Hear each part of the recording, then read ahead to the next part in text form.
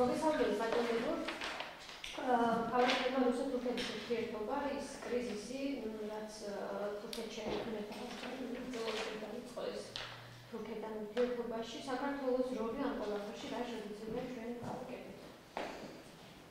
საბედნიეროდ საქართველოს არანაირი როლი არ მიუძღვის ამ ორი ქვეყნის დაპირისპირებაში და არ არის საჭირო ჩვენ მეზობლების თქვათ რაიმე დაპირისპირებაში ვიღებდეთ მონაწილეობა, ჩვენი მიზნები გვაქვს, ჩვენი ქვეყანა გვაქვს, იგი მოსაწყობია, უამრავი პრობლემებია, გაჩენილი სიტუაციები კი ჩვეულებრივ ბუნებრივად იქნება გამოყენებული, რადგან თუ მოთხოვნა გაიზრდება რუსეთიდან ქართულ პროდუქციაზე, მაშინ გაიყიდება უფრო მეტი და ეს ურთიერთობა არ არის აგებული, თქვათ იმის გამო, რომ ჩვენ დაინტერესებული ვიყავით, რომ ერთ მეზობელს მეორე მეზობელთან რაიმე ცუდი ურთიერთობა ქონოდა. საჭირო იქნება მივაწვდით და ეს კარგის მეტი არაფერი არ არის ქვეყნისთვის.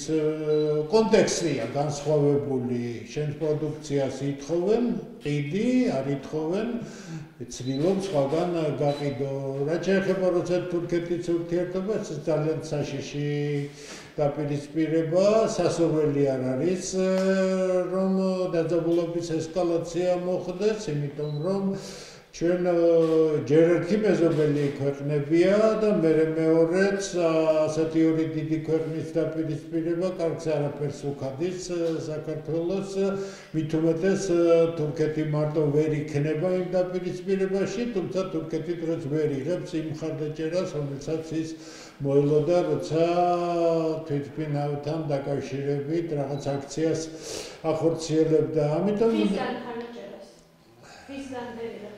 რა თქმა უნდა ნატოსგან, თუმცა რიტორიკა მხარდამჭერია, მაგრამ რეალურად ომი არავის არ უნდა, დაძაბულობა არავის არ უნდა, თუმცა ახლო აღმოსავლეთში ისეთი ურთიერთობა და ისეთი სიტუაცია იქნება, როგორც ჩანს, მსოფლიო პოლიტიკის მთავარი მოთამაშეები ბოლომდე ეცდებიან გამოწოვონ აქედან მაქსიმუმი ერთმანეთის დაზიანების ხარჯზე. მოკლედ არ არის კარგი სიტუაცია, უახლოეს ერთ კვირაში გაცილებით ნათელი კონტურები იქნება, წავა თუ არა თანამშრომლობაზე ნატოს წევრი ქვეყნები, რომ შეიქმნას ის კოალიცია, რომელიც აუცილებელია ისეთი უბედურების თავიდან ასაცილებლად, როგორც არის ისლამური სახელმწიფო და ის სიტუაცია, რომელიც ახლო აღმოსავლეთში ვითარდება. თუ მიღწეული ვერ იქნა შეთანხმება, ვერც ერთი ქვეყანა დამოუკიდებლად ვერ მიაღწევს წარმატებას და სიტუაციის დარეგულირებას. 60 ქვეყნიანი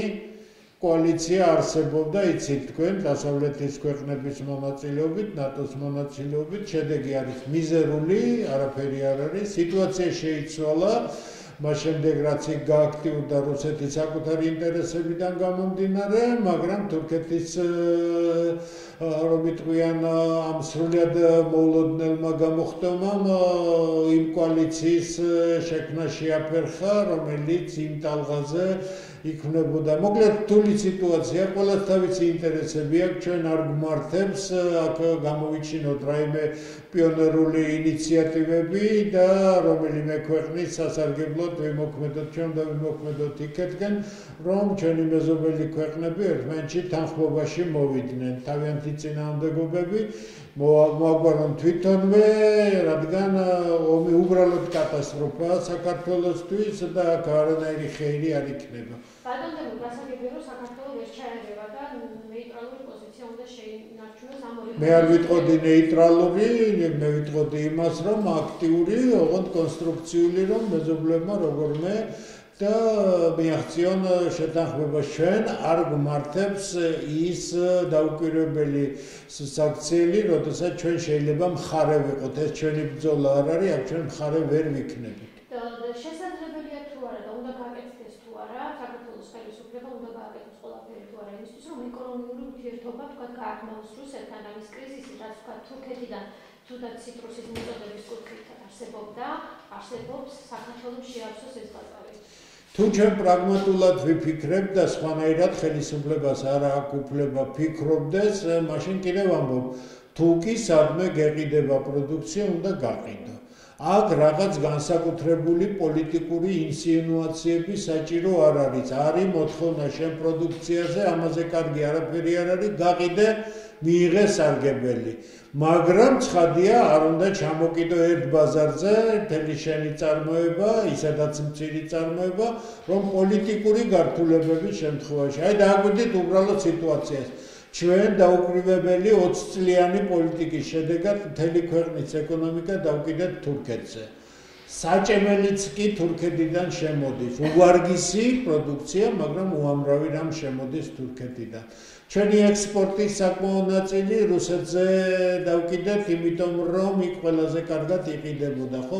თუ ეს ორი ქვეყანა ერთმანეთთან დაძაბულობაში მოვა, ბუნებრივია როგორც იმპორტი, ისე ექსპორტი გართულებული იქნება და ჩვენ აღმოჩნდებით ძალიან მძიმე მდგომარეობაში. ამიტომ ხელისუფლებას მართებს ჯერ ერთი სცენარი კონდეს გართულების შემთხვევაში, რაც ვაკეთებთ, იმიტომ რომ თუ თურქეთის დაპირისპირება კიდევ უფრო გართულდა, აუცილებლად დაუდგება პრობლემა ჩვენს იმპორტსა და ჩვენ ექსპორტს. ამიტომ ბევრი რამით არის ჩვენთვის საყურადღებო დღევანდელი სიტუაცია და ემოციები და რაღაც იდეოლოგიზირებული იდეა ფიქსების გამოკიდება საჭირო არ არის. ჩვენ გვჭირდება გავიაროთ ეს მძიმე სიტუაცია. წინააღმდეგ შემთხვევაში ჩვენ ძალიან დავზარალდებით, ჩვენ არ გაგვაჩნია რამდენიმე თვის მარაგიც კი საკვებისა და ამ დროს ჩამოკიდებული ვართ თურქეთის იმპორტზე.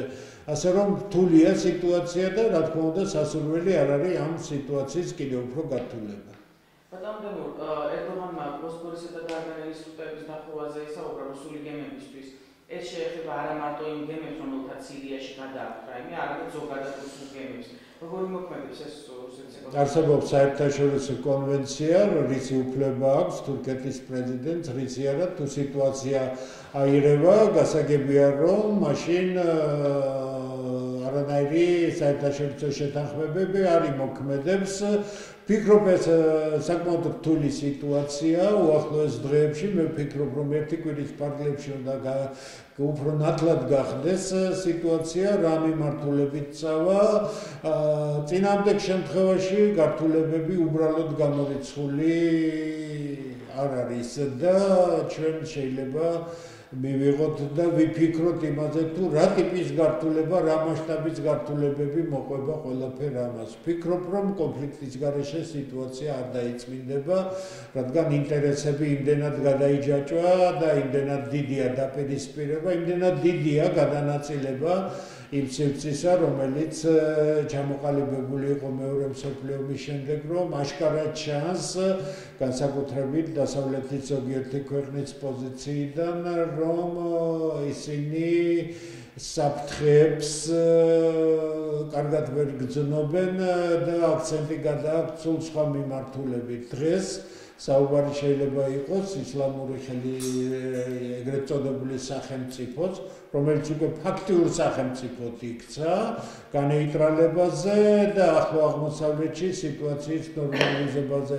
ვფიქრობ, რომ თუ მსოფლიოს მთავარი მოთამაშეები არ შეთანხმდნენ დასახელმწიფოებრიობაზე, ანუ ევროპეიზაციას უწოდებ მე ამას, ახლო აღმოსავლეთის, სად უნდა გატარდეს სახელმწიფოების საზღვრები, სად იქნება გლობალური გადაწყვეტა, რომ აღმოსავლეთში მოვიდეს სიმშვიდე, თუ ეს არ მოხდა, მაშინ თუ გნებავთ ისლამური სახელმწიფოს წინააღმდეგ გადადგმული ნაბიჯებით, არ აგვარებს იმ პრობლემებს, რომელიც ახლო აღმოსავლეთში ჩამოყალიბებულია და ვფიქრობ, მაშინ ერთადერთი რჩება, აშკარა არის, ეს არის დენთის კასრი, რომელიც აფეთქებისთვის მზად არის და მაშინ დაპირისპირება უბრალოდ გარდაუვალი იქნება. ეს არის მძიმე სცენარი, მაგრამ ვინც კარგად ფლობს სიტუაციას, კარგად იცის, რომ აქ უკვე მარტივი გადაწყვეტილებებით სიტუაცია ვერ დასტაბილიზდება.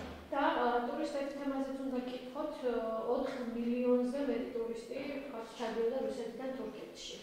რამდენად შესაძლებელია ამ ტურისტების საქართველოს მმართველობის გადაგება? ცხადია, ჩვენ არ შეგვიძლია რაღაც დიდი მასშტაბით მივიღოთ ტურისტები, ამის ინფრასტრუქტურა არ არის უბრალოდ და ის მომსახურება, რომელიც საქართველოში არსებობს, არ შეესაბამება იგივე თუგნებავთ თურქეთის ცნობილ კურორტებზე ჩამოყალიბებულ მომსახურებას, გაცილებით მაღალი ხარისხია, ფასები გაცილებით იაფია, ჩვენ არანორმალური ფასები გვაქვს სინამდვილეში, ძალიან ცუდი მომსახურების პირობებში, მაგრამ საქართველო მაინც მიმზიდველია ტრადიციულად პოსტსაბჭოთა სივრცის ქვეყნებისთვის და ეხლა იგი უფრო მიმზიდველი ხდება ევროპული ქვეყნებისთვის, ამიტომ ამას რა თქმა უნდა გამოყენება ჭირდება.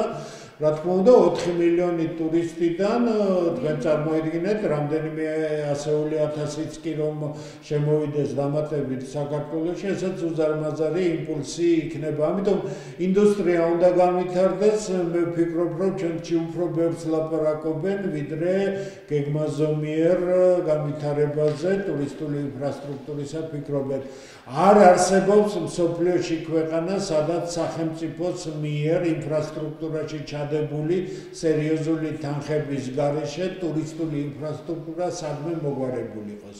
არ ყოფილა ეს არცად, თუ ჩვენ გვინდა რომ ტურისტი იყოს ქართული ეკონომიკის ერთი კარგი მძლავრი სეგმენტი, რომელიც კარგად არის განვითარებული, მას სჭირდება ბევრი ფულის ჩადება და ამის გაკეთება შეიძლება ეტაპობრივად და შედეგიც უკუგებაც გაცილებით დიდი იქნება. იმ ინფრასტრუქტურისა და იმ სერვისის პირობებში, რაც საქართველოშია, მერწმუნეთ რომ არა რაღაც განსაკუთრებული ინტერესი, ადამიანები, ვისაც აქვთ ფული, უბრალოდ არ შემოვლენ ასეთ მომსახურებაში და ასეთ პირობებში თავიანთი თავისუფალი დროის გასატარებლად. ამიტომ ჩვენი მოგწონს, კარგი ქვეყანაა, შესანიშნავი მართლაც რესურსია ტურისტებისთვის, მაგრამ აბსოლუტურად აუტანელი მომსახურება, უხარისხო მომსახურება და რა თქმა უნდა ძალიან ცუდი ინფრასტრუქტურა.